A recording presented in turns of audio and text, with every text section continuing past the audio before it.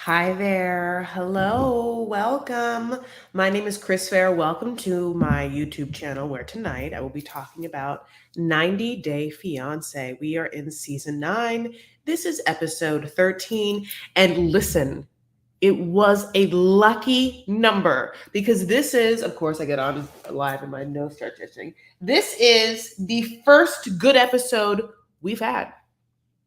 Things finally have been heating up and we have been toasting, laying our eggs. We've been sowing our oats. We've been laying our chickens to be hatched, and we have been seeing the fruits of our labor in harvest form.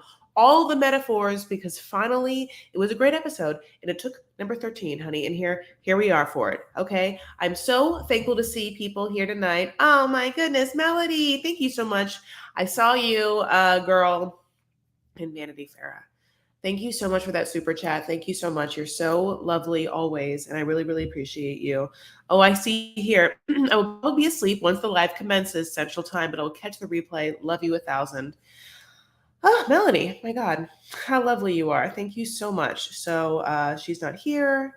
She's so lovely. Gave a super chat before it even started. I love you guys. Thank you so much. I see you. I really appreciate you. I know, sweet, seriously, sweet dreams.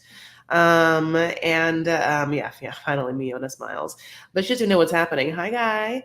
Okay, you're not even watching, but you're here. Okay, so it was a good episode. I think we finally got to some understandings, if you will, to some basic tenets of where certain people are in their lives. I mean, it felt like a real episode. Like it took whatever 13 episodes to get here. I mean, quite a lot. So I'm excited to talk about the peeps and not talk about some peeps because some peeps weren't on the episode, like Ari and Vinny, and I'm fine with that.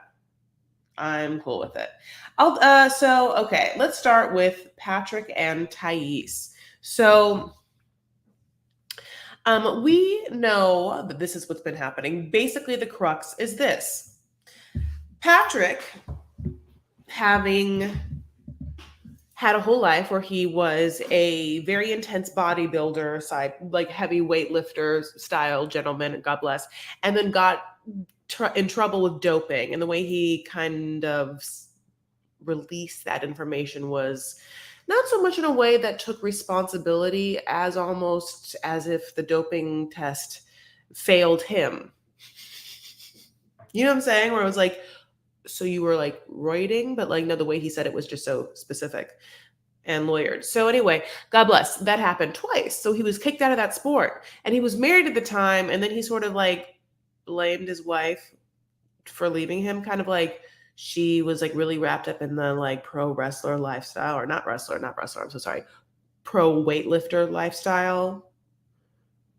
And without that glimmer and glamour of heavy weightlifting, she left. So anyway, God bless. Men never want to take responsibilities. It's like, okay, also, were you just like, I just want to know, like, are you also saying, in not so many words, that you were probably out of your mind on drugs, like weightlifting to like as because it was your entire life, and then like you suddenly didn't have that, and you probably went through an emotional reaction to that, and I can only imagine through the trauma of your childhood, which you've already shared, and probably not being like the most emotionally intelligent person, and that you were not the greatest person to be around at that time. And I can only imagine, and like your wife was like, no, I can't. Just is that what I mean? Just wondering. Okay, so God bless. So, and with Thais, she's just like gorgeous, and she's just like Brazilian, and like definitely speaks Portuguese, and she is like the apple of her dad's eye, and the dad doesn't want her to like ever leave, and like so she basically was like, "Hi, I'm just like going to America to hang out with that big guy that I hang out with sometimes, and like not that's it. Let be home soon. Be right back. BRB." Meanwhile, she's getting married, to Patrick. And so she now, of course, has told Patrick that she like didn't tell the dad. And not only is Patrick upset, John even more upset, which I get because they have such integrity to them, these boys. Oh my God, God bless. I love me some John. So straight up. I mean, that accent like will bowl me over anytime. Like, I can't believe it. It feels like it's not real, but I also feel like how have I been blessed to hear it like upon my ears. It's like the sweetest melody. I mean, I don't know what to tell you. It's like some people like Julie Andrews' voice, and I do, but also like I can listen to John like read this encyclopedia, especially like if there's an entire chapter, devoted to fathers, which I hope there is. Okay, so I love you guys. Anyway, so here we are. Now Thais went to that. Okay, so John invited some people over, right? And it was a bunch of these girls, and like, it was a weird situation where Thais was at first upset, and then like had to get like Patrick to basically be like, they're all ugly and you're pretty. And then she was like, okay, I'll go out and hang out with them. God bless. And then she like makes friends with one of them. And then that one friend has like the blondest kind of voice, like, so what's happening, Thais? Like, it's just like, oh my goodness gracious. That's like a crazy misunderstanding, Thais. Like, it's like, what? Anyway, God bless, that girl introduces Thais to another girl who speaks Portuguese, like maybe from Brazil. I'm not quite sure. So at least Thais gets a moment to speak Portuguese. Now, she'll just speak Portuguese with that girl and forget that other blonde girl's there. And that blonde girl just has to like blink with like the most amount of like pink lipstick on. So anyway, the Brazilian girl that like they're there and like they meet up with Thais, I think the Brazilian girl's already drunk when they get there. Like, she looks like she's just already been having fun. Like, I don't know what the producers put in front of those two women, but honey, it like wasn't tap water. So anyway, Thais gets there, blah blah blue, and they're like so happy to like talk. Thais tells the girls that like, that she hasn't told her dad, God bless, that like that Patrick is incredibly controlling, and like recounts the story of basically how he's like done everything and like doesn't talk to her about any decision making, and how she didn't even get to pick her makeup artist for the wedding because he's just been doing everything. And like the girls are kind of like upset by that, but we will later find out that in this weird situation, it's like Thais shared with Patrick the makeup Instagram, and then he just booked it. So she kind of had like a say, but I don't really know. I mean, I don't know. When he just, we were gonna have a conversation later of like how he, whatever, steps around that one. I kind of get it. But anyway, God bless. So, the girls are just like drinking their like drinks, or like in, this restaurant, honey. And like Thais is there and like having the time of her life. I think that she's really, the first time having some girlfriends, and like, one of them is just sitting there blinking, and that's fine with her. Then John and him go suit shopping, and I love me some John. And like John says he has impetuous taste, what I think is like some version of like perfect taste. He's trying to say he has, what is the word he's trying to say? But he doesn't say it.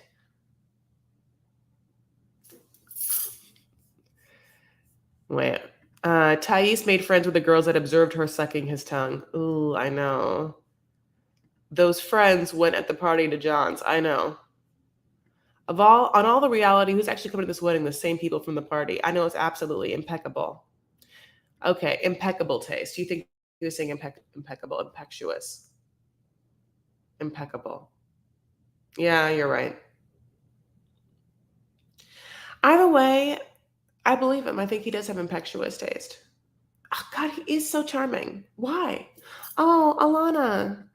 I know you now. Hi.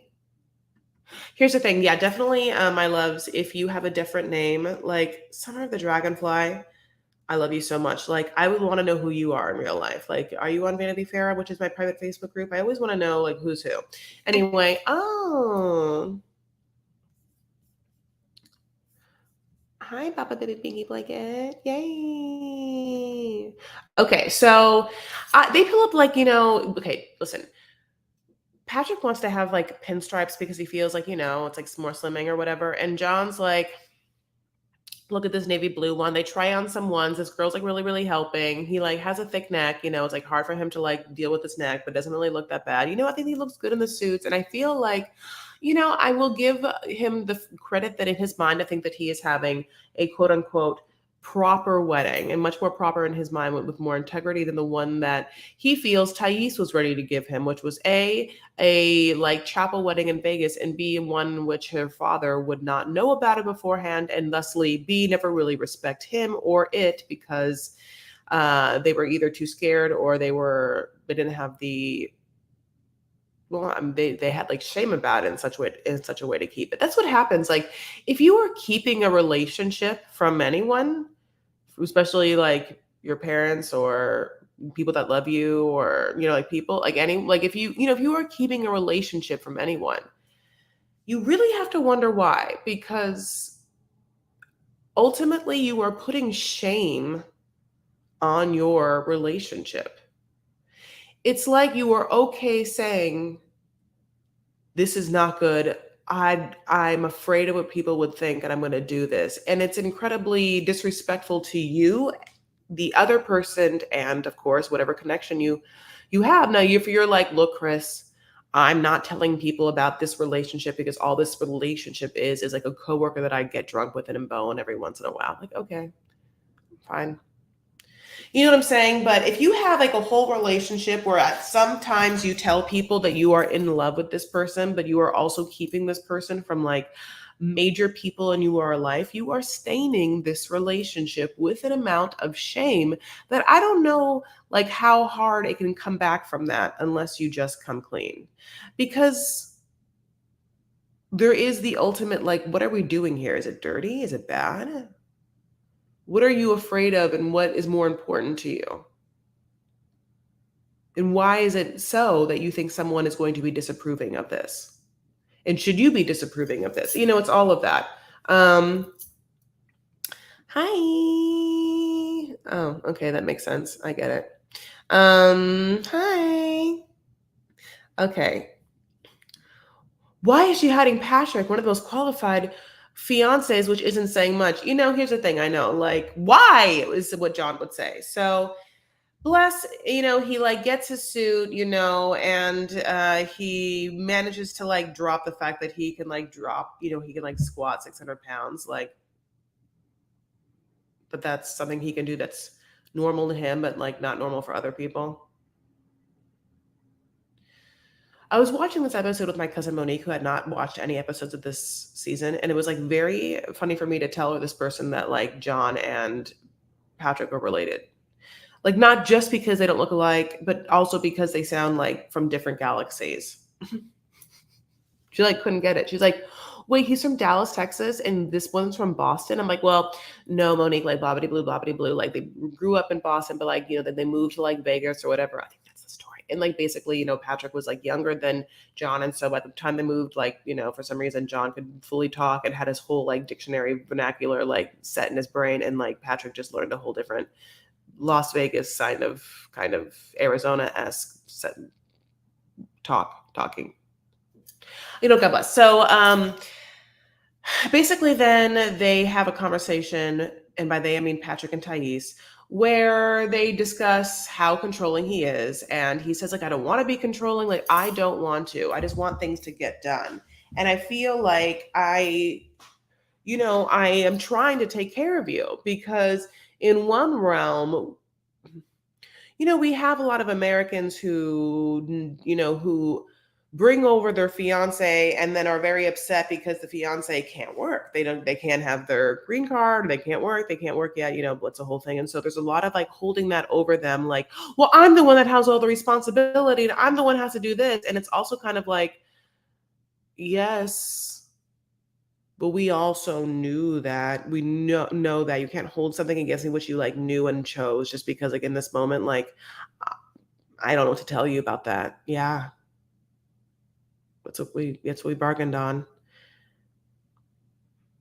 In the winter, it's cold, and when you bring a K1 person over on your visa, you have to pay for them while they don't work. I mean, you're saying like, I don't know. And by winter, it's cold in the, northern hemisphere. Wherever I am, America, God bless. So yeah, they're half siblings. I know. I should also say that, but it's like they also don't look that much younger or older from each other. And so to really tell Monique about it, she really was just like verklempt.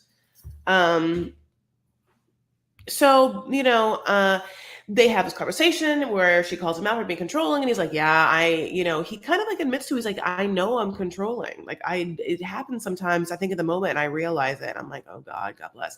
And they also say other things, like he gets up in the morning and he like holds us against her, like makes her breakfast. Now, here's the thing. Now I'm like, why is he making her breakfast? Then the other half of me is like, oh, it's because she wants to like make like beef stroganoff with like ketchup and mustard at the same time, and so he knows what happens, honey, when she's around a pan, and he's like, I'll just get up 30 minutes earlier. I'll make us eggs. I was sad to see that. I was like, okay, God bless. Here's what we do. I don't know, make some overnight oats, honey. We just like get some things in there, like, are easy to go, grab and go. Like maybe he wants a hot, salty breakfast, which I do get that. I like a hot, salty breakfast. I don't know why I keep saying it that way. Hot, salty. Maybe it's his like proteiny kind of like weightlifting things. He probably likes eggs and bacon in the morning, which by the way, so do I. Oh my God. If you want to tell me like my favorite thing in the whole world, that's like, and I truly will just have eggs, bacon, avocado. Yum. Super yum.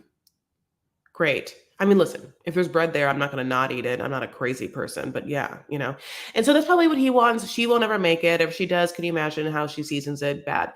So he does that, but like they really could work that out. Maybe there's just like a protein granola or something. They could um, he's like, you also, you don't speak English. You don't speak English, and I'm not holding it against you, but like it's annoying to like have to talk to everyone and like think about the price, and like, just like it's easier for me. I can just like have it roll off my tongue, put my credit card in, and also low key, I'm kind of like doing most of it because I don't know if you even like think it's a big deal, care about it that much, because you won't tell your dad. And she's like, don't bringing it back to that. But he's also like, okay, but also that. I think she sits with this a little bit and she's kind of like, fine, I'll tell my dad. And he's like, I'll change. God bless. So I think it was a really good episode for them. I really enjoyed it. Like, I like them so much. I think they're like, I like them so much. I'm not saying they're one of my favorite couples ever, but they're definitely like one of the better couples of the season. In that, as much as he's like, like kind of like a fun, squishy looking face douche, which I do enjoy him or whatever, I think that he's a good guy. Like I do. I think that he is like trying again to do the things that align with him at this time. Maybe I feels like he has done, as I said before, that's what he was before. But it feels like all of that really intense shit that happened, which is being thrown away from like the favorite sport you've ever had, and like having, you're having your marriage like blow up in your face, and sort of like coming to grips with at least acknowledging and understanding like your childhood trauma. It seems like he's done an amount of like understanding to all of that. So the codependent relationship with John checks out at this moment in his life. And again, I think that he's doing in his mind the right thing. He's taking care of the woman that he loves. He's paying for everything. It is a lot of pressure, but whatever. She doesn't speak English that well, so he's trying to like book the things for her. She doesn't cook the best, so he gets up early to cook, and he's not gonna just like cook for himself. He cooks for her too, but it's a lot because he also works, and she doesn't really do like that much, God bless.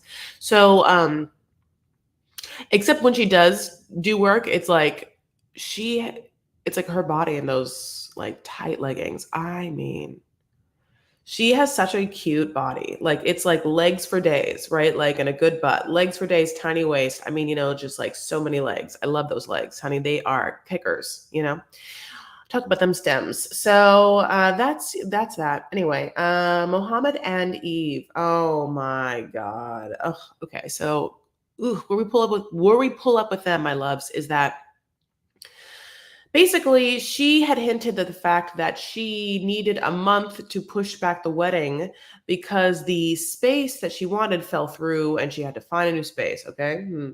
And he's like, why? I don't even care about a space. Like, why are we doing that? Like, that makes me really upset because of the fact that it's delaying my green card, which is what I'm here, what I want, what I want. It's a big deal for me. That's the big deal for me.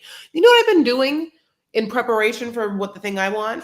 Taking care of your son and like putting in a new catheter in like every 2 hours. But I have been dreaming of visiting my mom. I really miss my mom. Let's talk about the fact that I love my mom. I'm a mama's boy. Ana Behibik, my mom. You know what I'm saying? My mom. And so we all know that. I'm a mama's boy. Look at the eyes, like my mom. If you keep me from my mom, it is not it. So I don't care about this wedding. It's basically his like stance. So she takes him to, and I mean, this is where unfortunately Yvette loses me for life.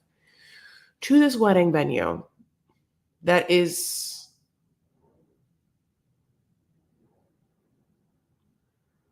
really tacky looking. The outside perimeter is crazy. Like I don't know where it's at, like plunked in the middle of like some neighborhood where I mean across the way is not so like nice looking neighbors. And it's like a weird looking castle, but like none of the furniture is like it looks like everything was donated. I mean, this place is hideous, horribly hideous. I mean, I looked around and I was like, this is my nightmare. And I watch Eve love it, soak it up. Like, look at this, like all the weird paintings of like old white men. Like, I even know she like loves it. It's like not even like everything about it is like not gorgeous, opulent, traditional castle looking places. Which like literally, I mean, come on, if there is an Instagram account called Gracious Opulence, which is like exactly what we're talking about. The most beautiful, like castly looking, like wedding venue dreams. But this one is made by someone, honey, in the middle of whatever. And she is treating it like it's Versailles. Okay. She is like, it's so beautiful. Like she won't get over it. It attracts because this woman has the worst taste I've ever seen. I've never seen her taste. It's horrible. I said it before. Like when they go back to her house, like it goes in her bedroom and it gives me like a panic attack. Like, I mean, this woman has absolutely no taste. I don't know what she sees. She must be colorblind. It's the only thing that like, I will understand like why she'd pick the hair color or anything. And at the same time, because I'm not trying to be mean, there are things this woman has done that I'll never do. Like graduate medical school. Commit my life to touching other people physically. Mm-mm. She she's a healer. She's a physical healer. So there are parts of her that's amazing, and obviously Theron's amazing or whatever. But I'm just like all of that's happening, and also her house, and then like and her clothes, and I mean, just everything tracks when you get to this place. She loves it so much, it's hideous. That's all I have to know about it. I'll move on. So she's like, look here, look there, and Muhammad's like, this is even I know this is ugly, honey. I know this is ugly, but God bless. I mean, the piano, everything. I just God bless. He looks around and he's like, can we just get married in a mosque? And she looks at him like he's speaking a different language. I just don't know what to tell you. They are the same. And it comes out like they are the same. They just are. They are the exact same person, just in two different worlds, screaming at each other. How come the other won't be in the other one's world? We're like, no, I want to be in your world. No, I don't want to be in your world. He does not want to be in her world. He doesn't like her. He doesn't like her house. He doesn't want to live that life. He doesn't want to live with her. He doesn't want to like take care of Theron for the rest of his life. He's waiting on bated breath for it to get that green card and to see his mom and to come back and be a personal trainer or whatever and get away from her. It's not it. I know it. You know it. And here's the thing. I don't want to be mean to Eve about it. I just want the best for her because of the situation where she's just like lived a life or whatever. And I want like a seasoned woman who's educated, who's like gone through it to like, God bless, like get it right. You know what I'm saying? And I know it's hard, but it really does feel like she just made the craziest decision possible, which was to get this guy from the internet that just liked her Instagram picture of her in a bikini to visit him 5 days and be like, great, I found a hot manny to come take care of my son, change his catheter every 2 hours. I come home and I get to like F him. Somehow, and he just kind of like does whatever I want him to. which is be like my American Manny. She like never has done any research on like to the Arab, area of the world, or what Islam is, or like what you know lifestyles and cultures are there. She doesn't know it, doesn't care about it. It never entered her mind to even wonder, because in her mind she had a whole narrative and agenda that like was already laid out. And so I can't feel bad for her now because she made a whole bunch of fucking assumptions. And I just feel like, girl, like you can't be that seasoned with other responsibilities and make those assumptions. We're past that now. Those were too many to make. Absolutely. So I don't feel bad for you. Um, I know that does the best impression. But Eve, why can't we get married in a mosque? It's like something like that. And she's like, in a mosque. He's like, yeah, a mosque where I want to get married in the eyes of God. Guess what? We can get like, he's also kind of like this, which is like always kind of like the exact same conversation of the wedding compromise, which we'll get into like Jibri and Miona or whatever, which is like the wedding compromise is always this. One person wants to have a gorgeous big ass wedding with a big ass wedding in a gorgeous place with all their people there and a big and like a gorgeous dress. A person wants that kind of like fairy tale wedding. One person wants that wedding.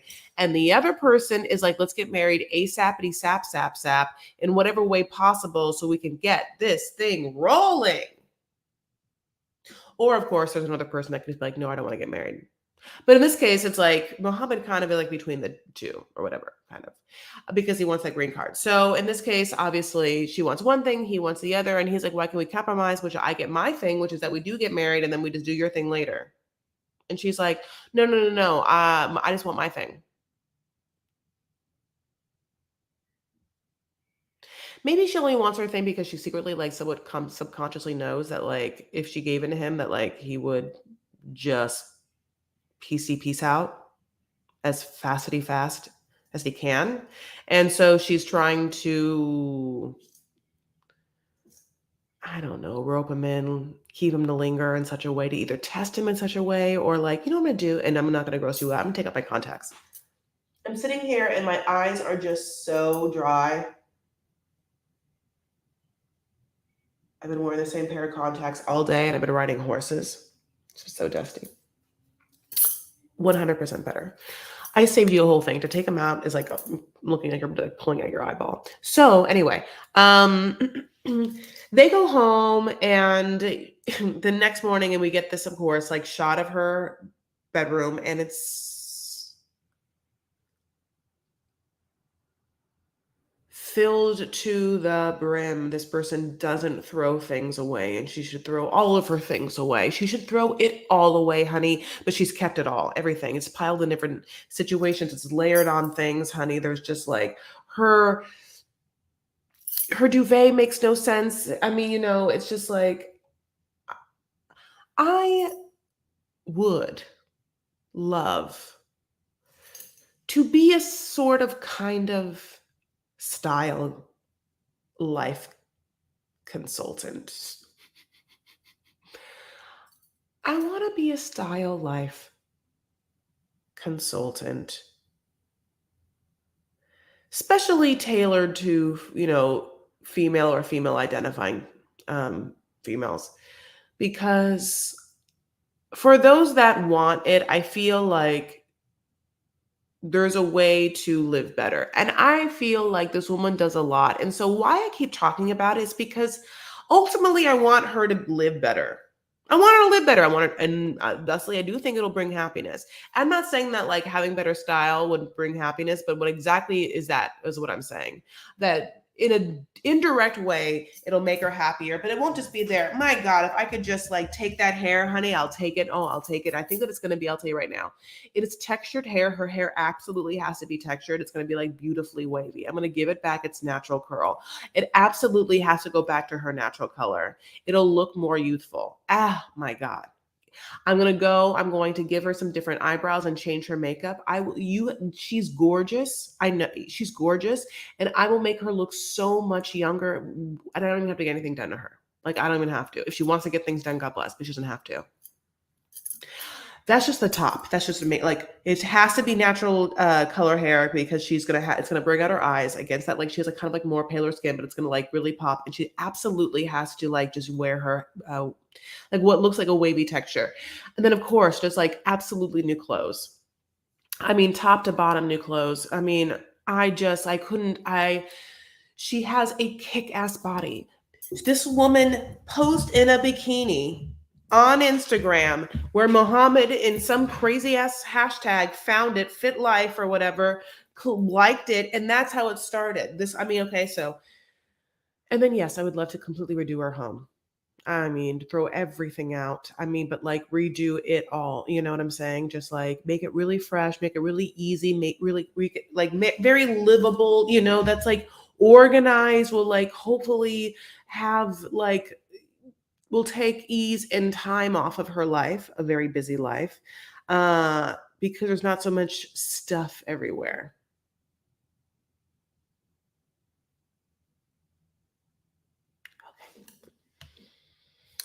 Um, it's difficult to watch how horrible Muhammad is to Eve. She looks desperate. So this is where it gets really intense. Back at the house, which is what I'm talking about, which I couldn't get over the house, but this is while I'm talking about this house. Eve's in her room and she gets a text from Muhammad who's in the kitchen, and it basically says this like, "Hey, since you're like so busy, can we just like get another sponsor from like my green card because like I want to get that done?" And she comes in like a bat out of hell, like so upset, like another sponsor, what? Like, and she's not even crying because it's like she loved that castle so much and like that brought her to tears. Like she, she's been crying or whatever, but like he's bringing this up and she's so upset and she's kind of just like, why would you want that? And you can't just do that. And it's gonna be me. Like I'm your sponsor. Like I'm the closest thing to you. And she's like, I can't even file the paperwork until we get married. And he's like, yeah, that's the whole point. You won't marry me. And he's like, no, I am gonna marry. It's just gonna be like on my time. He's like, no, I also have a say here. And then they literally go back and forth over this. They can't get it. And I tried to put this picture to my computer, but for some reason, like I'll just be honest, it's so annoying. But like when your iPhone saves pictures, it saves it in like 8.hi whatever EC or whatever, God bless. If you try and put your computer like to put up here, like it only takes JPEGs. I don't know how to change an HEIC to JPEG. Kill me. So, but in this, they're crying in the kitchen and they're going back and forth over like what they want. And Yvette's like, I will marry you the way I want to get married, which is in a wedding in this beautiful and gorgeous castle, which I've never seen such beauty in a castle before, And Muhammad's like, I don't care about that castle. The castle's so ugly, you crazy biddy. It is ugly. Oh my God, no, let's just go to a courthouse. That's what I want. I don't care about this castle. And she's like, well, it's great that you don't care about the castle. It's what I want. He's like, and yeah, I want this. I don't understand this. With like, when you care about me, I will care about you, Eve. First of all, it's just like the crux of it. Like they are both just like, you don't care about me. You're only so selfish. And the other one's like, you don't care about me. You are only selfish. And we're just like, yes, to both of you, yes. Yes, you both are selfish. I think he's nefarious because he absolutely just wants that green card, honey. He absolutely wants a green card. But I would say that I don't know whether she's nefarious or not. She certainly assumed that she was going to get a young Manny from the other part of the world, which she doesn't know about or care about what the cultures of that person knows or cares about, to bring over to take care of her son and take care of her at night, take care of her son in the day and take care of her at night, which is just a lot. Yeah, and he wants what? A woman to like either be an American and give her a green card or boss around because that girl's like into super traditional gender roles, will just become Muslim and stuff. Like one of those things. She's not either one, but he's also not an American Manny. So I don't like I don't feel bad for either one. I want her to have done better. I think that he is shifty, but of course he is. I mean, not of course he is, but like Why did you assume that he wouldn't be? You have to protect yourself. I mean, I don't know. My God, when you said courthouse, I thought you said whorehouse. I was dying. No, that's where I want to get married, honey. I hate Muhammad. He's so rude. In my opinion, he's not into her. Oh, yeah, absolutely not. I don't think he's really into women. Oh, yeah, no, yeah, you're right. He wants a green card and a mommy. Yeah, he wants his mommy and a green card and, yeah, a non-Yvette. Not into it. I don't think so at all, honey. The happiest was this entire season was like at that parkour place, right?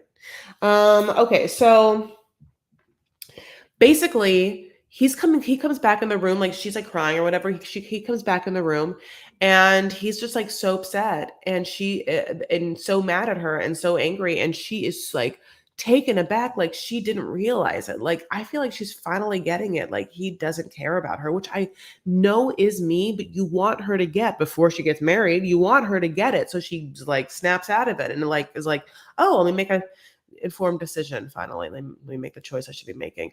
So, okay. So basically, he's like, she's like, well, can you go back to Egypt without getting your green card? Like, I'm not going to go back there. And he's like, oh, that's fine. He's like, buy me a ticket. He's done. It feels that way. And she's flabbergasted. Flabbergasted. This woman really thought it was done for her, that it was a full castle fairy tale for her. A ugly castle wedding venue fairy tale, honey. That's what she thought. And I get it. If you're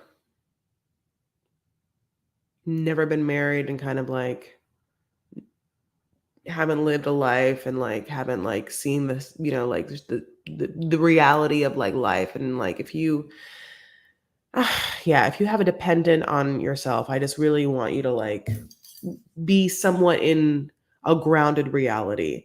And for her, I don't even think she could be grounded, honey. There's too much knickknacks on the floor of her house, honey. I don't even think she could feel the ground. I mean, like, you really got to clean that whole thing out. I mean, oh my God, going back to my thing of what I could do. It's like a version, I think it's like a version of like a makeover show, but also a home edit show. It's like a whole life show. You'd have to do like a style life revamp where it's your hair, your face, makeup or whatever, or not face or whatever, like, or whatever style, and a new, fresh. I guess that's what queer for the straight guy is, right? And they try to do a version for females. Well, they do it for both, but you know what I'm saying? Like, I guess it's queer for the straight guy. But here's the thing: I guess I want to be on it. I love gay men. But like, I can also hear some women's opinions. I really can, especially when it comes to women shit.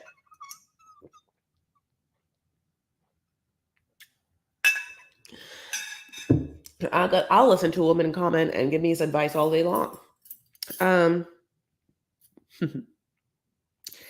So yeah, so maybe I'll just pass and give Elisa the ultimate theory statement or whatever that I can like end on this, because I know I'm just like beating a dead horse, which like is clear between the house, clothes, castle, and Muhammad. Eve, well, clearly has bad taste. Yeah.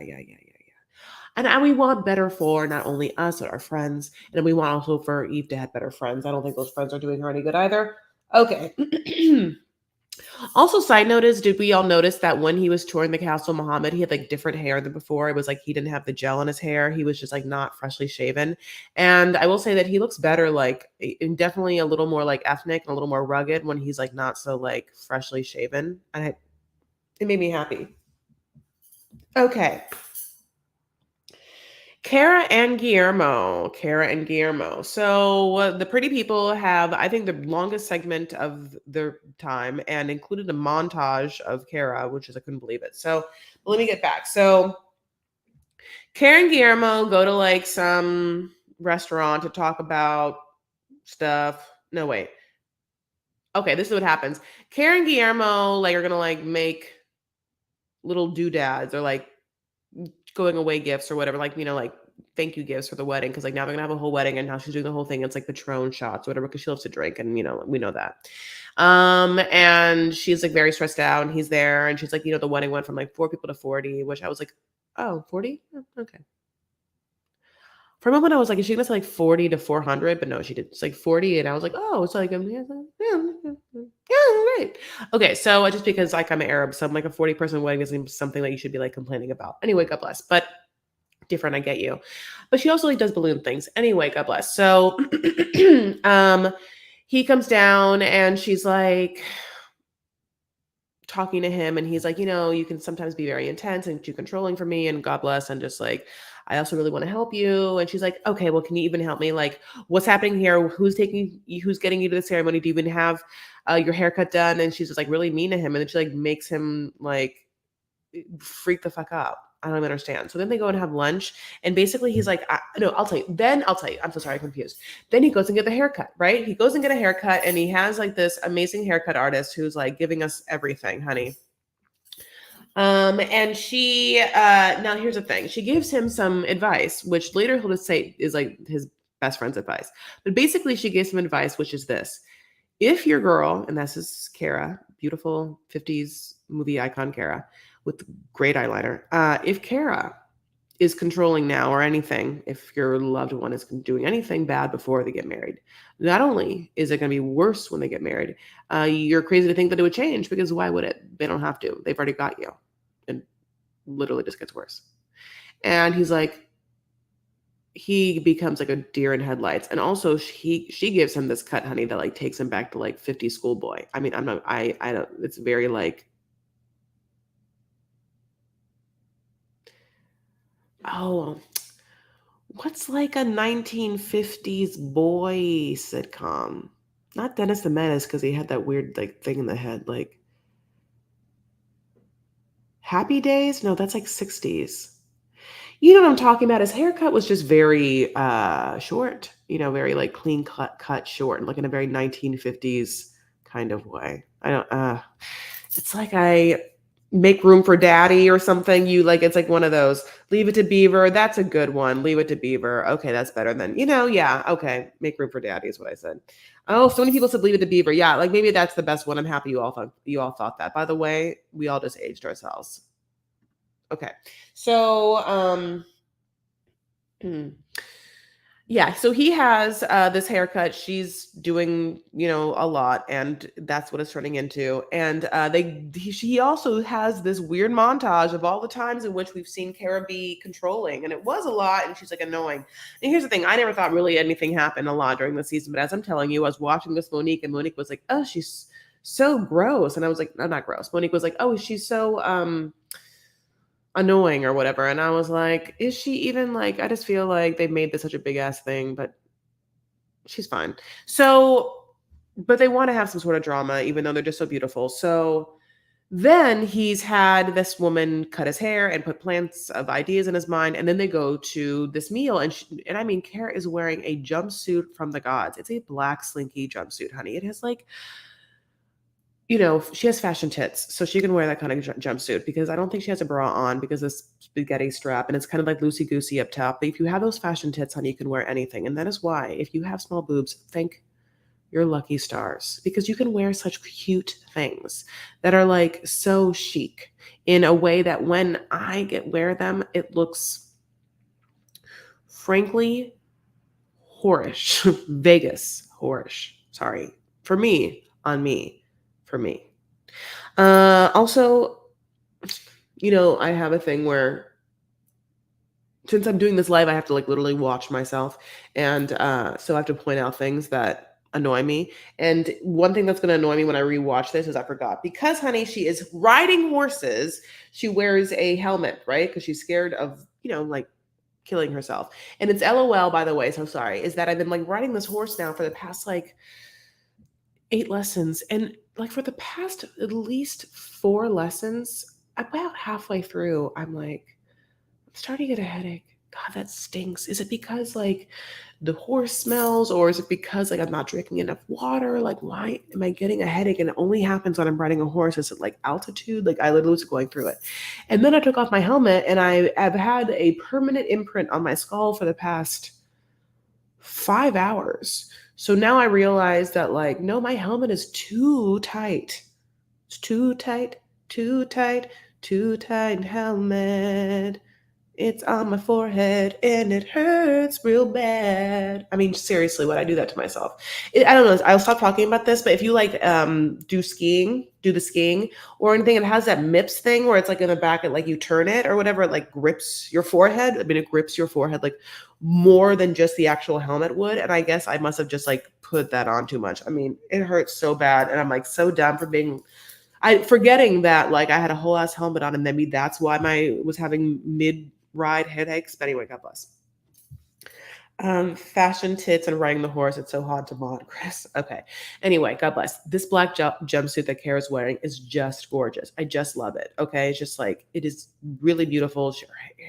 Hair, makeup, everything is always like on point with her. She has the best style. And I've said it before of anyone ever on this series. She's the best one. No one on the series has had better style. One time I liked Libby's like diamondy kind of encrusted, like kind of like rhinestoney, like crystally boots. And they were short. It was one pair of boots this woman wore the entire time that I was like, okay, I want those. But I mean, like, Kara puts together entire outfits and looks, honey. No one does it better. And like maybe, yes, juxtaposed next to an Eve that like her style enrages me. Truly, truly, truly, because it's outrageous. And also I'm so sorry for her. I just want the best for her. And it just like makes me so sad. In this situation, I'm like, oh my God, like could she consult me? You know what I'm saying? Could she consult Yvette? You know, can like she, you know, like, listen, ballooning is a whole thing, but maybe we can also get on this. So at this meal, you know, like, which basically the wedding is 2 days away. He shows up with this fresh haircut and he tells her all about what, like, you know, his new best friend said about like honesty and communication, how important it is in relationships. And she's like, you don't have friends. So, okay. But then he's like, also, I have some questions. Like, can you not be crazy? And then she's like, not be crazy. Let's go. Let's leave. Get up right now. I'm never crazy. I'm not controlling. And how dare you talk about this right now? Like, she freaks out. Okay. That's all I have to say about that because I want to move on. And it's like, I think it's a little like fake. And at the same time, it's like so on the nose, you know, like you're just going to do exactly what he said right there. Her whole thing is like, how dare you ask this right now? And he's like, well, isn't like, if I have some concerns, like, shouldn't I be asking it now? She's like, well, why did you like even get engaged to me? And he's like, because you were a different person. Like, we didn't live in America yet. And you were like, not this. And she's like, and also like, we all want to be like, Kara, also like, why you like, if this is real, like, why are you upset? Like, this person's 23 and he looks like that. You have ensconced a hot 23-year-old in your web, honey. It looks like that. He's 23. He's so sweet. He has one little question, which is like, can you be nicer to him? Poor thing. Could you imagine a world in which Patrick and Kara are together? Two alphas, honey. Alphaing it up, honey. Dominating, activating. Two activos. If you're watching Love in Paradise, there are too many activos. You need an activo and a passivo. You know what I'm saying? Okay, so these bozies. I know tequila's a wedding pair. Welcome to A, but it was a good kind at least, like white Patron or whatever. Like Patron was like, I don't know what that kind is. I don't know tequila very well. There's new kind of tequila that comes like I see like in this like white, beautiful porcelain, white vase looking thing. Great. Jibri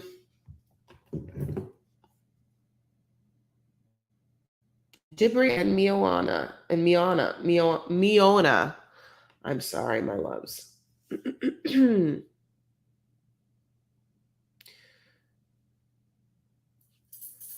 Okay, so Jibri, we come hot off of the fact that Jibri had this like awkward conversation that was like spurned by his parents at a dinner table where he basically was like forced to tell Miona that he either didn't really want to marry her or was kind of going too fast, or if he was going to marry her, that she would have to compromise by getting married in South Dakota and whatever, because she's literally the whole time just been like there and just being like, hey, just you know, like, I'm here. I just really want that beach wedding. It's the only thing I want.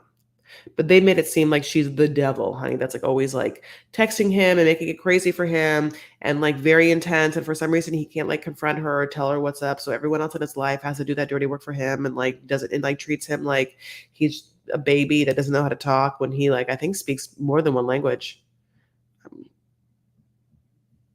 Okay, so basically, Jibri starts the segment by like burning sage or whatever, and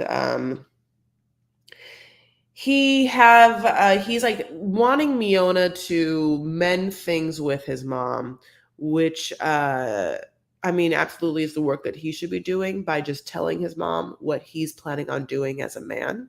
But that's not what's happening. So he is now sending his girlfriend to go talk to his mom, which I mean is the dumbest thing ever because I don't know why you don't understand that like your mom doesn't like her. You know who your mom is. So okay. But okay. So then Miona goes down there, you know, with like full face, honey, with like every eyeliner on, honey, and every eyebrow on, honey, and then just like tells Jibri's mom, and I know that Jibri's mom has a name, and I just don't know what it is right now, but God bless. Tells Jibri's mom that they have made some concessions. That she doesn't want to, she knows that the beach wedding is not going to happen right now. So they're just going to get married in Joshua Tree, which is not in South Dakota. So Jibri's mom didn't hear what she wanted to hear, which was, "Hi, Jibri's mom. So nice to have met you. I'm going to go back to Serbia. You'll never see me again. We're breaking up." But instead, she hears again, "We're getting married."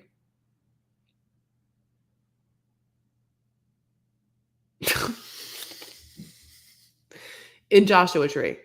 So then, like, Jibri's mom does the thing where it's like, well, if since it's not in South Dakota, I guess we will not be able to attend because without proper care and time, we cannot leave the place in which we live for some reason. I'm not going to tell you the reason.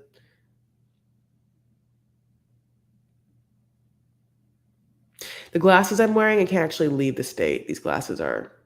This is a South Dakota frame only.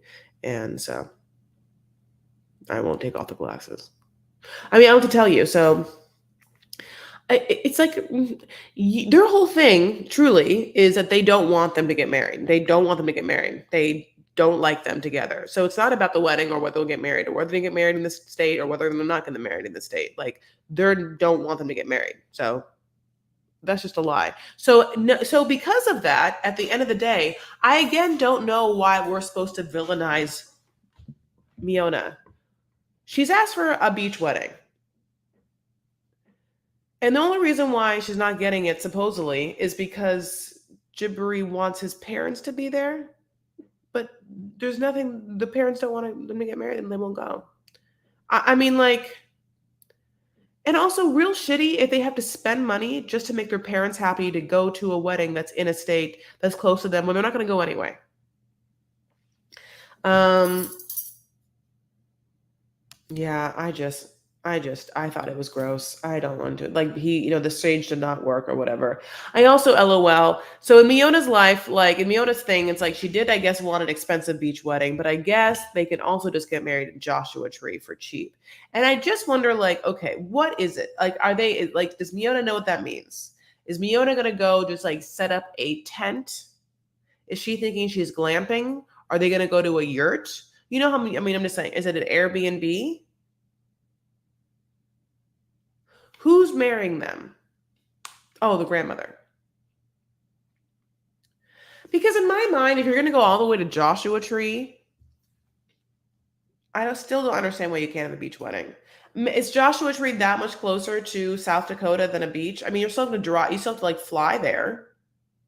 Joshua Tree is beautiful. I mean, there's like a sound bath, like a huge sound bath thing you can do there. It's gorgeous. I think it's a great idea for a wedding, but like, you know, so basically, she goes back and like talks to Jibri, and she's like, and Jibri's like, how'd it go? How'd it go? And she's like, oh, it's great. No, it totally went really well. She was much nicer about everything. Now, let me just tell you right now, she's absolutely not coming to the wedding. Jibri's like, oh. And just like summer nights, Then we have this like cut back and forth scene where then like Jibri's mom, Mahala, then like has a conversation with this Jibri stepdad about what happened. And Jibri's stepdad again was waiting for her to be like, so Fiona's leaving on the next flight back to Serbia. We'll never see her again. But no. And Jibri's dad is like, I just don't want to like support a train wreck.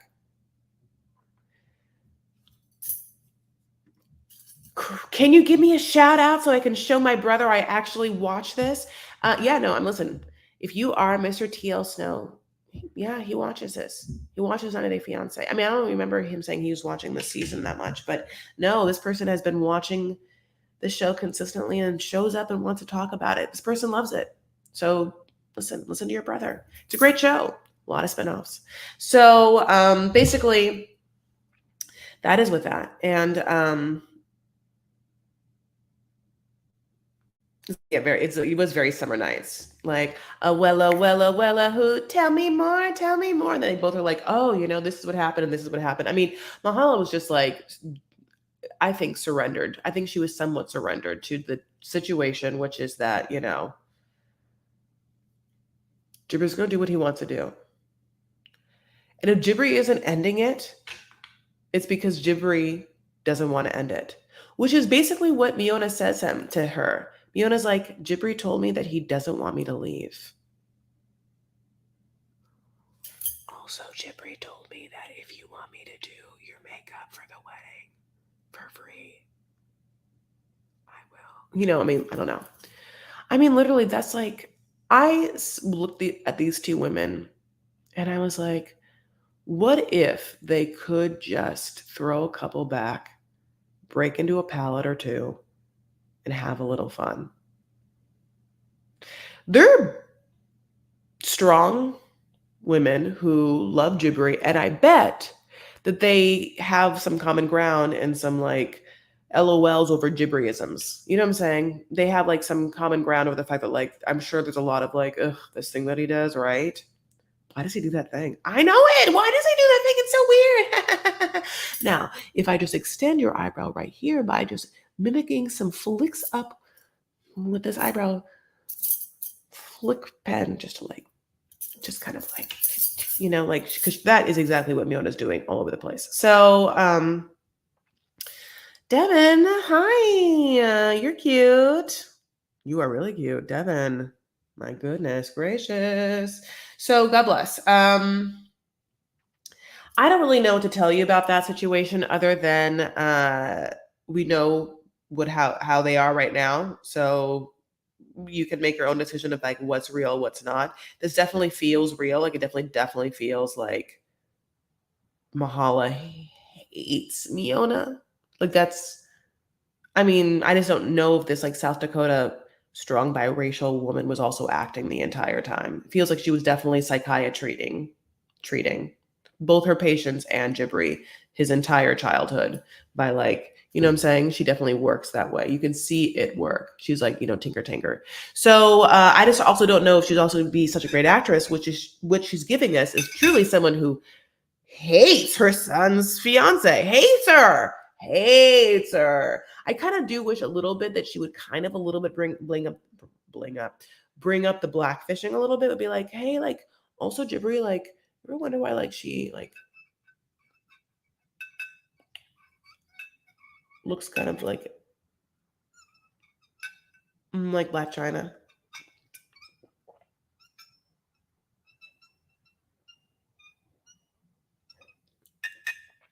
Can you hear that? The slight like metal thing. Look who came in the room. Just got the notification. How late am I? I mean, I'm just go ahead and put out there that you are 58 minutes late and 30 seconds. Now, here's the thing. That's fine. We are in Jibri Miona, and we only have Bilal and Shai left. We talked about Karen, Guillermo, Mohamed and Yvette, and Patrick and Thais. There is no Benny and Guillermo, and we still have to talk about Emily and Kobe. So those are the people left. Emily and Kobe, Bilal and Shai. Bilal and Shai, honey.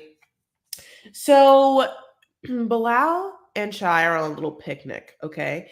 And Shy is there. She's wearing like some sort of like hijab, which also feels like it's like a fake Gucci hijab. I'm not quite sure, but I think that's what it looks like. Okay. And so she is there and she's like, look, basically, let me tell you what happened. Your ex-wife came to where I'm staying, my safe haven, and like bullied me. It was weird. Basically, she came into my home and told me about how I have to send the prenup because it's about her kids and how I'm, basically telling me what I should do. And I didn't like it. I don't feel comfortable and I didn't appreciate it. This is something between you and me and not her. And I get that she's in your life. I never told her that she wasn't going to be in your life. So I didn't expect that. It was just, it sucked. So Bilal's kind of like, yeah, like I don't know why that happened. And my ex-wife's like way out of line. But like we're all kind of like, you send her. Just like you talked about it with your sister. You were like sending your women to talk to her about it. Also, like, if you were someone's ex and you like, if you had, I don't know, like, how would you have the audacity to go to someone's home and talk about stuff like that with their loved one unless that person had shared a bunch, like, unless your ex had shared a bunch with you about that and you felt like you either were taking care of your ex or taking care of your kids and had the right to do what she did? That's the only way you could do it. It's with that person's blessing, the Bilal blessing, honey. So,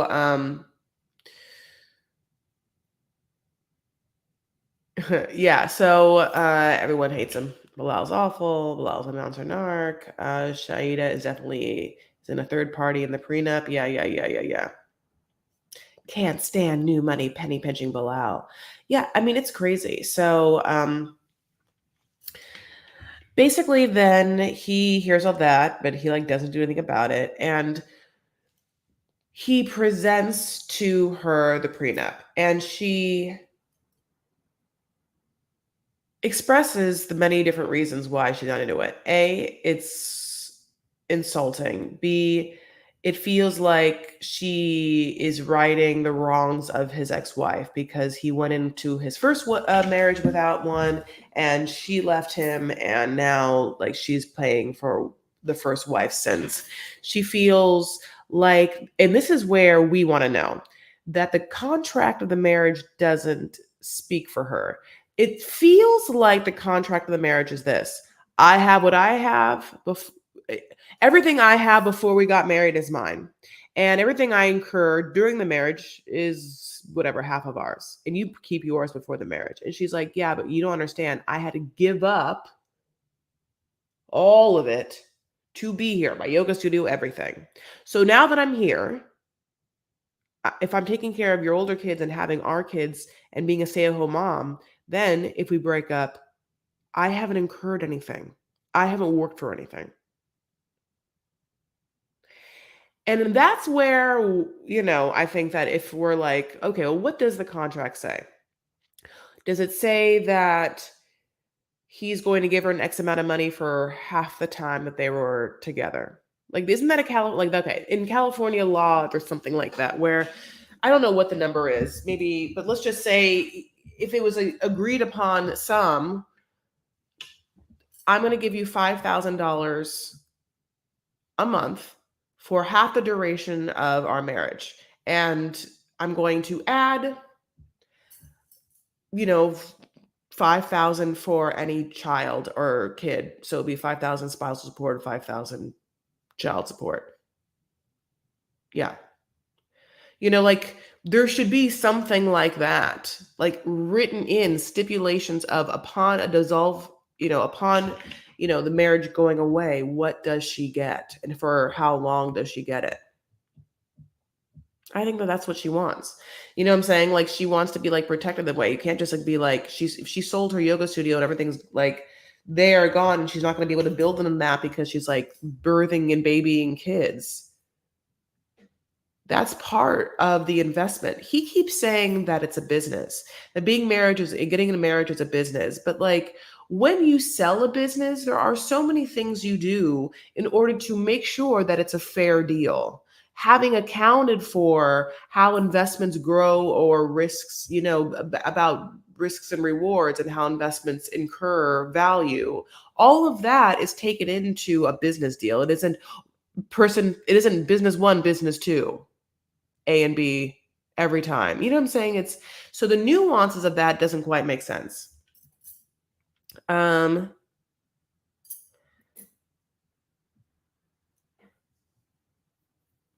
we also I think that we would love to know, I think, a little bit more about why his ex-wife left him.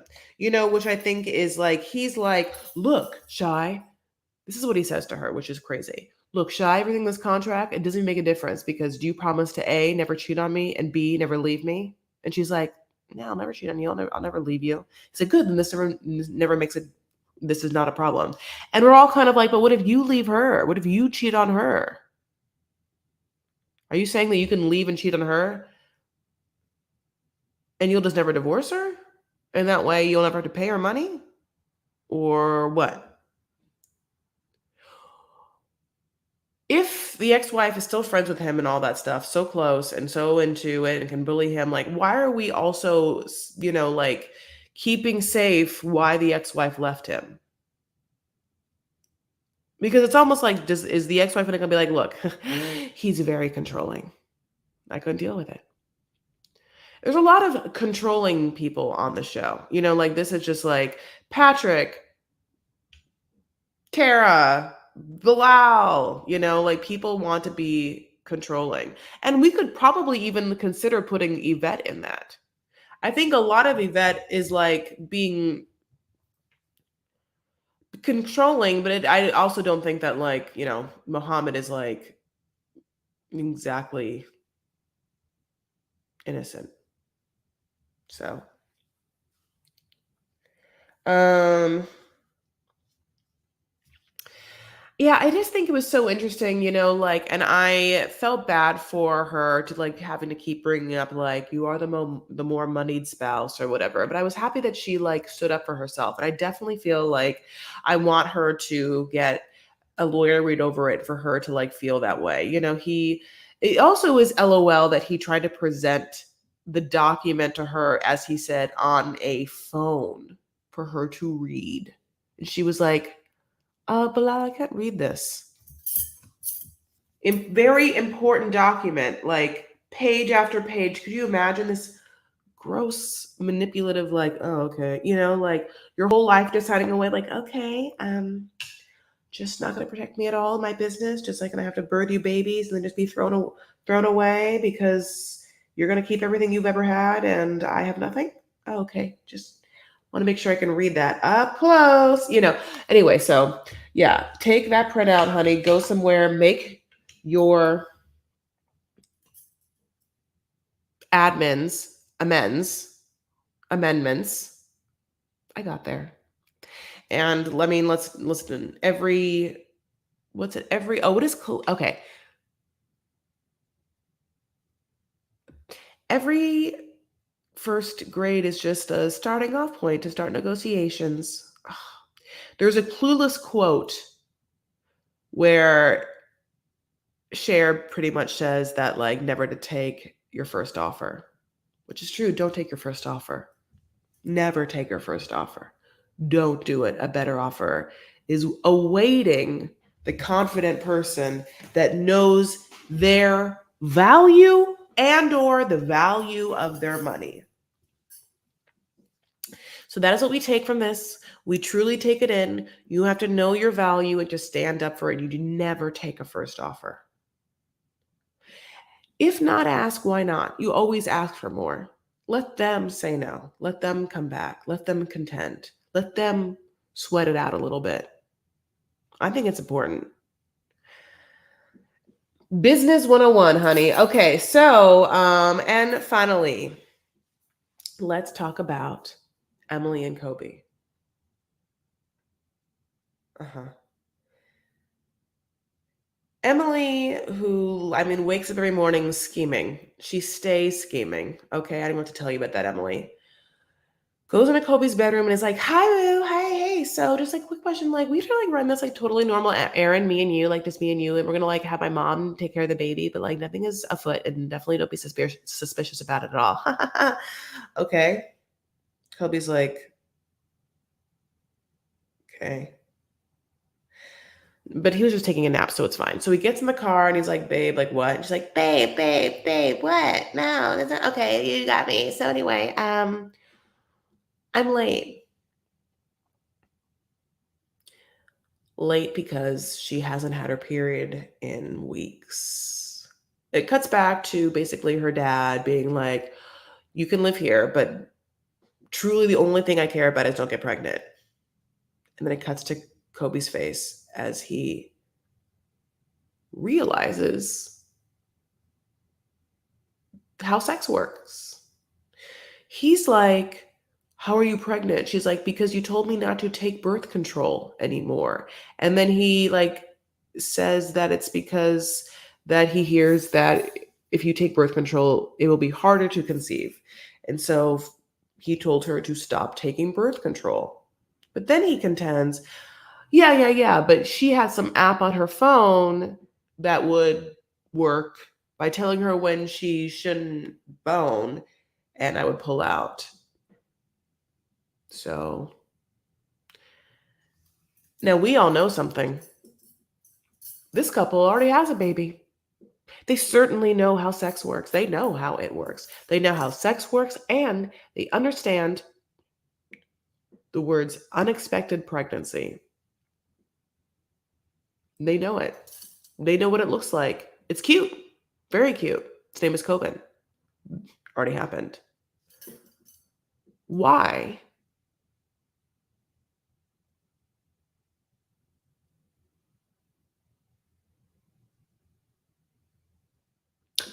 What? Why so many things? Why do people make horrible decisions? Why is Emily the way she is? Like, how in God's bless, like, did this happen? I mean, like, I love Beast and Kobe, but like, you're so dumb. I mean, we all know where sperm comes out of, and like, COVID exists. I mean, I cannot believe that they have done this or whatever, but it's absolutely bananas. But honey, they just go to like a 7-Eleven and they just like get some clear blue and they go into a bathroom. They pee on a stick and there's two in a box. So you have to do both at the same time.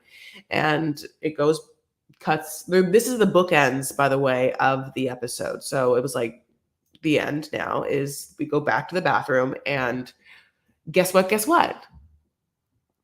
Both tests have come back positive. Positive.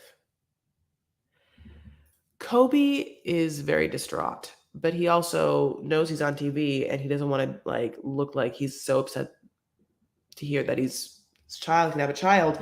But he also is like fearful because like Emily's dad is very intense and he wants them to know that Kobe's going to take care of their daughter and the kids that they keep having. And it looks really bad. And then he's like, "What are you gonna do? How you gonna tell your parents?" And then Emily is like, "Oh, classic Emily. I'm not. No, I'm not gonna tell them. Why would I? They don't want me to. No." He's like, "When are you gonna tell them? When I'm showing?" Like after the wedding, she really wants this wedding, honey. What she wants, whatever Emily wants, she's gotten. She wanted to get boned the first night. She didn't care about whether he was gonna meet his baby. You know what I'm saying? And she got boned, I mean, she obviously got boned, honey. I mean, when that baby, I mean, I'm telling you, like obviously that first night, honey.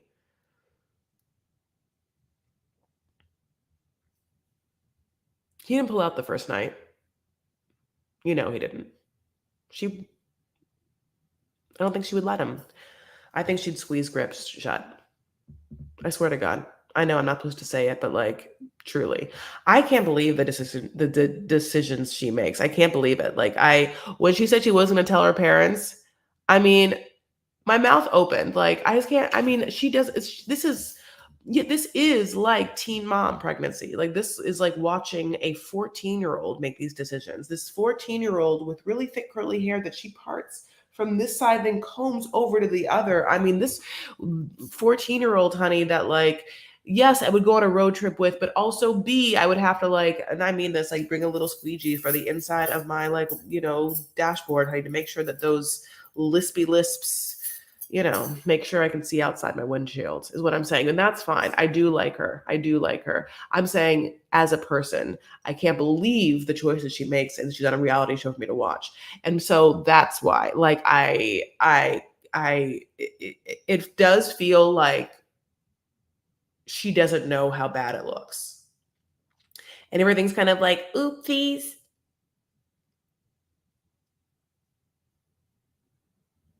Like I think that she will generally be surprised watching this show, and I think that she's gonna be like, they edited me so bad, but also be like, I think that she's just kind of like, I'm just trying to make it work with my babe and our little son. And every time she's like, it's all on me. It's all on me anyway. You can't work. It's all on me to save. Like she keeps saying it's all on her when we're all like, it's not on you at all. And whatever money you both have, you just keep spending on rings.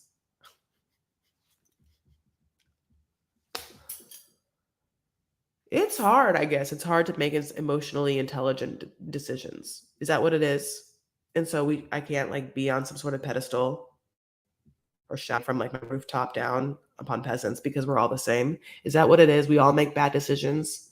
We're watching these people make some bad ones, but like none of us are immune. Is that what it is? And we are just supposed to swallow looking into a mirror and throw glass, not throw stones from our glass houses.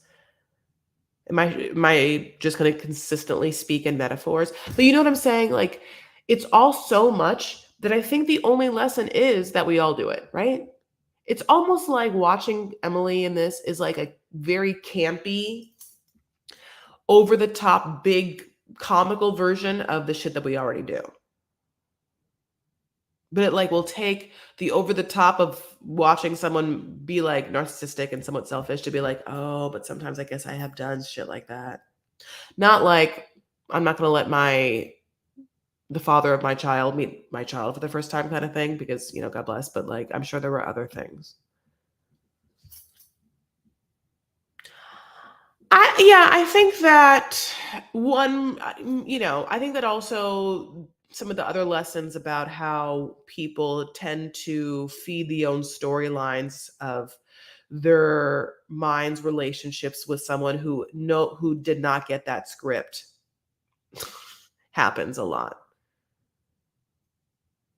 I mean, like the Muhammad Eve thing where they're both just basically like, you're so selfish and you do not understand where I'm coming from. You don't care. You are so selfish. You also do not understand. Um, I just like I know that I want to see Emily's parents' face in real time when they find out. And I feel like I'll give you an impression. So Emily's mom will be like this because she's used to it. And she also doesn't really talk. Emily's dad's going to be like this.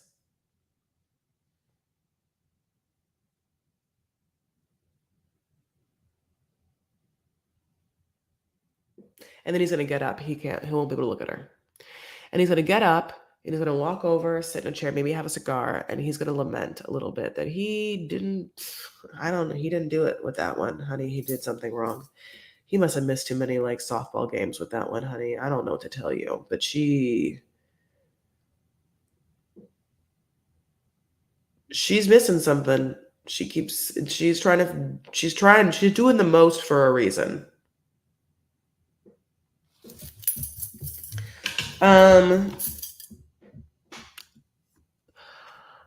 We have come to the end, like we've come to the end of this episode, right? Is there anything major that I've like missed or you wanted to talk about? That's all the peeps. So yeah, I want to like have some time to talk to you guys and bring up stuff. Hey, Chris, sorry I'm late. I mean, Jesus Christ. Yes. No, I'm so sorry. I am so sorry you are late too, because I love you so much, honey Ryder. But yeah, no, you are definitely late. I have to like leave. My voice is going out and I want to make my bed. Um, yeah, like this was my favorite episode so far. So Lucky 13, like I said, was very excited about it. And I was happy with like some of the drama, and it was also great to not have Benny and Ari, so all of those things, check, check, check, check, check for me. Um, Other than that, you sound stuffed up. I know. I want to blow my nose. Here, wait one second.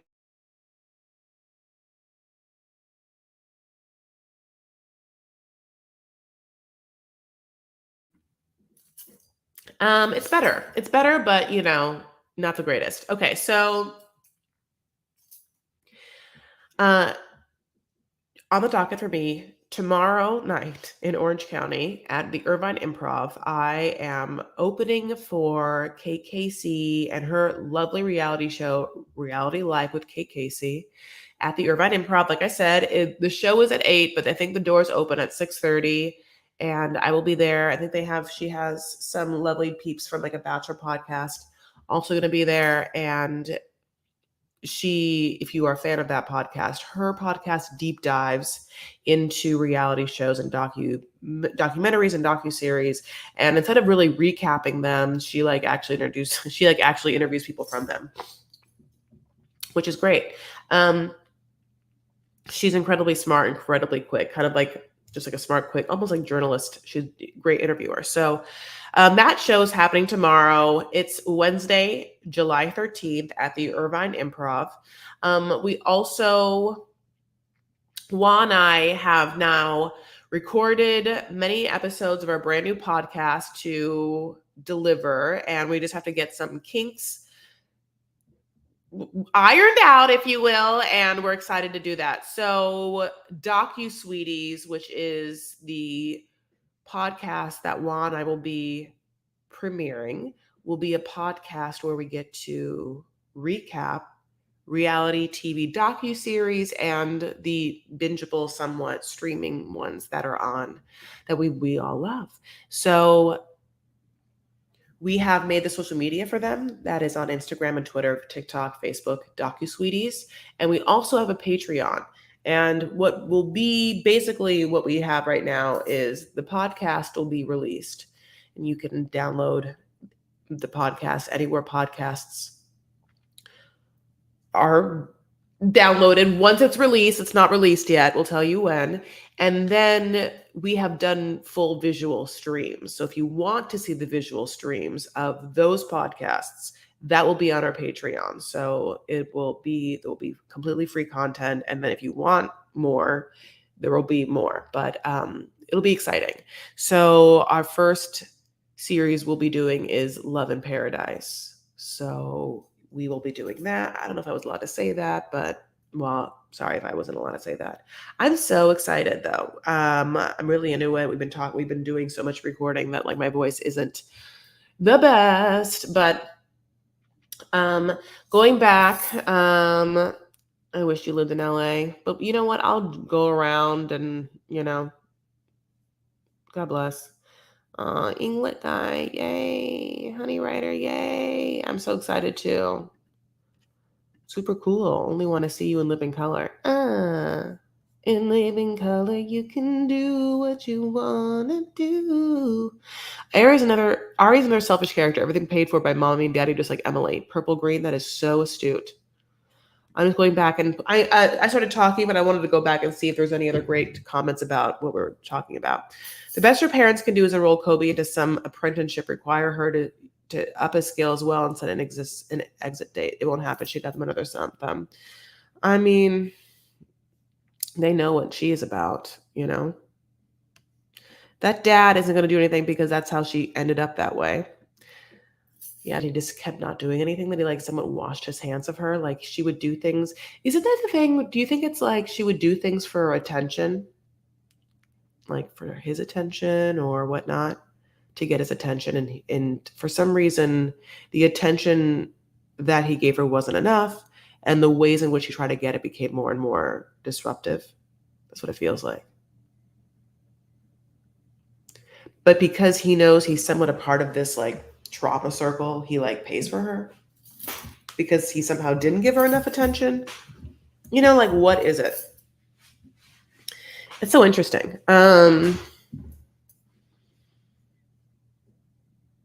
Let's pray for a better season next time. I think Juan mentioned you doing Love in Paradise. Ha ha ha, good. I take Ari over Emily. I take Emily over Ari. I cannot with Ari. I felt so bad for Mimi, honey, what Mimi had to deal with, just braiding that girl's hair. Thank God that baby was there. That baby's cute. Because she's a baby of the family, she had no rules growing up. Totally inattention is feeding her ego, but also he doesn't have any power in that household. Yeah, like, but that part's crazy. Like, you do, like, why? Oh, why? It is interesting. Some men do become somewhat ruled by their daughters. I always thought, that I'm an only child, was raised by my dad. I always thought that daughters liberalized their dads. I definitely thought I did. I definitely thought and know that my dad would never have to have experienced the amounts of living in womanhood as he's had to through the eyes of the fact that he has to take care of me, right? Why would a man, unless he like had to really take care of a woman in his life, like a daughter, be able to see certain things that it's different when he's married to someone that's at a more peer level. Like even if a man takes care of his wife, you know what I'm saying? It's just different. So having said that, it's interesting to see men who are somewhat strong be somewhat just like pure victims or pure rollover scaredy cats of their daughters. I don't think my dad is of me, but I do know that he has a shirt that says, "You can't tell me what to do. You're not my daughter." And listen, I do tell him what to do because I know how you should live. Like I'm saying, I already know what it's like to I should be a lifestyle consultant, and I know what is good for everyone all the time. And I know how you live well, and I want him to live well, which includes definitely more movement and more yoga. Okay.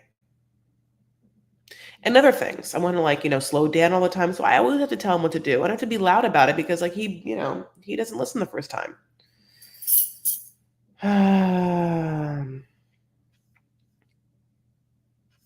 Please review the new season of Love After Lockup. Yeah, I would love that. I would love After Lockup that. I don't know where we're gonna start. Love After Lockup seasons make no sense to me. Like sometimes I'm like, it's like season 7, right? But I think it's like season 2, like episode 492.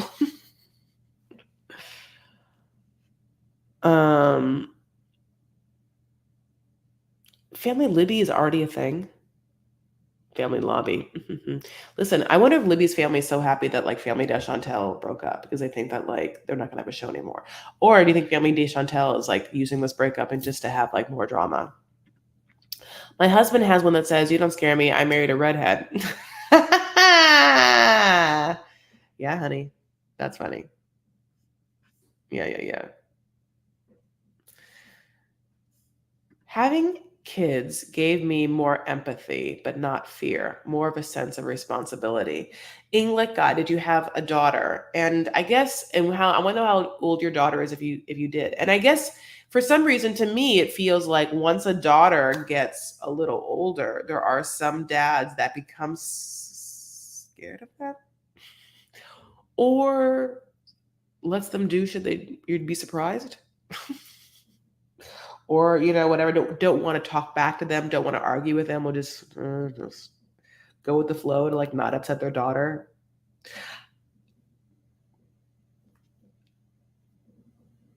Oh yeah, no, I mean yes, I mean yeah, I think so. I think my dad does that for me. I think that I know I'm controlling. I am controlling. So again, going back and talking about watching this shit and watching all these people make these choices and just seeing like really over the top versions of things we all do, I know I'm controlling. It's like My controllingness comes from my need to feel secure and or having anxiousness and wanting everything to like something be perfect or go a perfect way.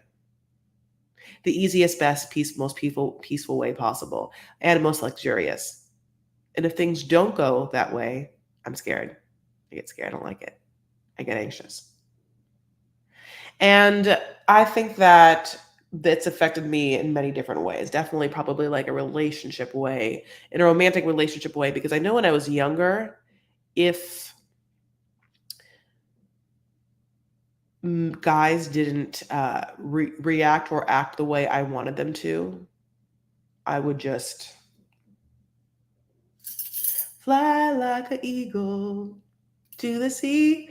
I would fly like an eagle, then my spirit capture me. And I would just like leave as fast as humanly possible.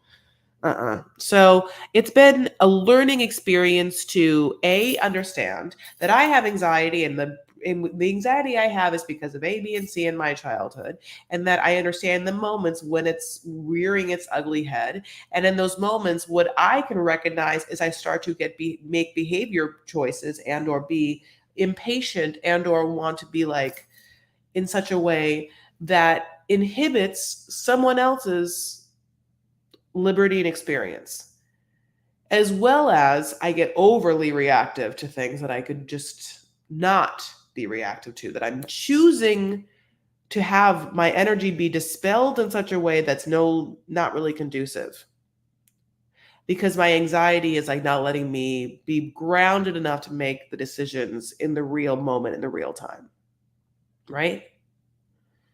I think so the behaviors which I'm talking about can be like for me or whatever, but like we can see, I think for other people, like ultra, like, well, this has to be like this. No, this has to be like this. I want this way. No, I want this exactly this way. It has to be this exact way. What? No, it has to be. Mm-mm. Don't tell me it's not going to be that way. Like that. It's kind of that kind of stuff. Okay, I'm gonna go back and say, having it. So smartest one in the world. I was a stay-at-home dad. She is more practical than I am, more sensible. By the way, objective, observation. I'm sure, but you are nice and kind. These people are monsters. I mean, I will say that we all are monsters in our own, you know, in real moments, confronted with feelings of abandonment or loss. If someone's going to leave me, who knows how I act. We just never seen like me be in a crisis on camera. I mean, the biggest crisis I have here in front of you is like when I have an allergy attack, or like maybe like what, like I'm a troll. So so yeah, I am cognizant of what I'm talking about though. So I've already been working on it. Like, and so for me, that means, and I've said this before, but like for me, I then have to like counteract that by being like, just you're in a place to receive. All you gotta do is receive, and then choose to react when you want to react. Receive, and then choose to react when you want to react, and that does help me. For some reason, that helps me in this moment, because it's like I do too much. I'm like overly trying to do too much to control, to be anxious, but I don't have to do too much, honey. That's not my point. I'm just gonna receive anyway. So God bless. Oh yes. Anyway, my loves, that's basically that. And I am going to start to wind this down by telling you, I love you guys so much. And Melody, you weren't here, but thank you so much, because you were here at the beginning and you went to bed. But thank you so much for that super chat. I know you're going to come back and watch this in a replay. So thank you so much. Truly, truly, truly. Thank you for that. If you want to Venmo me, if super chat's not your thing, you're welcome to do so on Venmo. It's just Chris Farah. But if you want to follow me on Instagram and Twitter, it's Chris L. Farah. The L is for Lebanese. You know how it is, or luxuriousness, which is the space I always want to be in. But I'll mostly love, which is what I try and like at the end of the day give out. Just hopefully I want to radiate my love from a very luxurious setting. Well, eating Lebanese food, that's fine. But yeah, so tomorrow, Irvine Improv Reality Life with KKC. I'm so pumped. Very, very excited. Please Also join if you'd like the DocuSweeties Patreon. I don't know if we have anyone yet, so you might be the first, as well as the Instagram and Twitter. Just follow, and we'll tell you when we're gonna get the episodes on that Apple Music, honey. It takes a little process. If you are listening right now and you have any connections to any podcast situations you want to give to me or like send my way, I'd really appreciate it. I just want to be a new and noteworthy. Is that bad? I just want to be a new and noteworthy podcast. That'd be great. But yeah, we're gonna breathe. Don't even worry about it, and we are gonna have a really great week. It really, really makes me happy that you've all spent some time with me. Please like this video, giving it a thumbs it up, thumbs it up, thumbs it up. So thumbs it up. I don't know what this is. It means a lot. You know, that algorithm stuff is so annoying. I hate to say all the annoying things that I'm saying, but it's like I have to. I can't believe it's like I remember to say it at all, but truly, I wish I would remember to say like this video more at the top or throughout this video that I do, and I just forget to say it at all. And so it's like I will literally put this video up and it'll have like 49 thumbs up. And 49 thumbs up to a YouTube algorithm, honey, isn't the business. Let's take a breath, though, and let's let go of all of this stupid business like social media and stuff. It's 10:37 p.m. on a Tuesday night, and we are together in this room. For some reason, in this world, we are pulled together, 102 of us in this moment, in this room. There's many other places for us to be. I'm not a famous person, and we're all talking about a dumb show on TV, but yes, this is where we are. Isn't that crazy? It is just kind of like fun how the world works. I don't know what to tell you about that. It's crazy. It's awesome. I know since I know that I feel incredibly blessed that like you would spend any time here at all. So thank you for that. That's awesome. Thank you for being here. Thank you to everyone who like wants to be here but can't be here. It's gonna like listen to this later. Is like gonna go through an hour and a half of that. Like, I mean, I would say I see you, but I really don't see you because it's like you can really see me and I can't see you. If you leave a comment, I can see you, but I do feel like I feel you. So thank you so much. Okay, we're going to blow it all out and we're going to breathe the best in. So blow it out.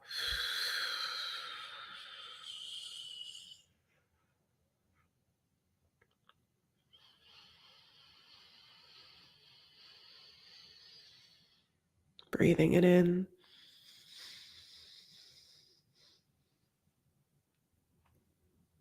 Letting it out.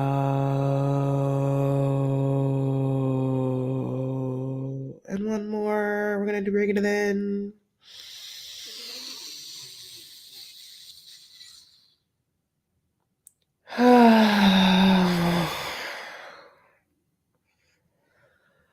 Rolling my shoulders back always feels good. I'm really into a forward fold. If you can do that, if that feels good to your back, letting that go, letting your like upper half just hang feels really, really good too. You gotta like breathe energy into your body sometimes, my loves. You gotta let go of what you can. But in the breath, just be, the breath could literally be like, I am here in this present moment. That's like what the breath is. Oh yeah, I am here in this present moment. Yes, I sat here and talked to you about like the past, right? Like the past is like the show we were watching together. We talked about all the past, like all the scenes, right? And that's us. And then I ended it with like me planning the future, right? Like me thinking, oh, come to the show, which is Irvine Improv, and also like I have this podcast and come to that. But the breath is like, but this is what it is. In this moment, we are all here. We are all here. This is the craziest part about live streaming. That's why I like it so much. It's great. I love it. It's so sometimes, moments like this are the only present moments I have in a day because you can really live not only a whole day, but a whole life in your head. And a lot of people do. So, whatever it is to like bring yourself into the present time and feel some sort of breath in your body, and I mean feel in your body or whatever it is, all of it can be very intuitive and what feels good for you. You will crave something if you listen to your body and mind enough, and you'll crave the things you ultimately need, and then you can create little rituals to give yourself what you need. Okay, my loves. Oh, I love us.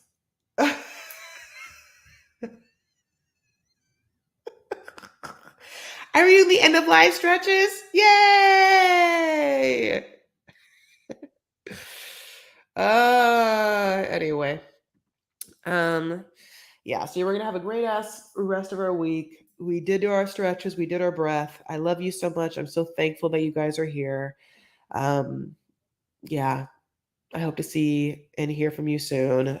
If you are on Facebook still, Vanity Fair is my Facebook group and we post fun things all the time. And by we, I mean other people. Betsy.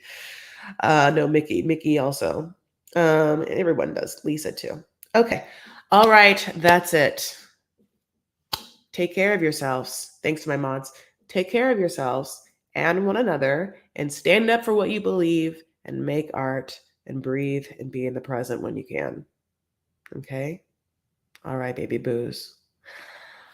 I love you again. Have a good night. Sleep well or have the best day if it's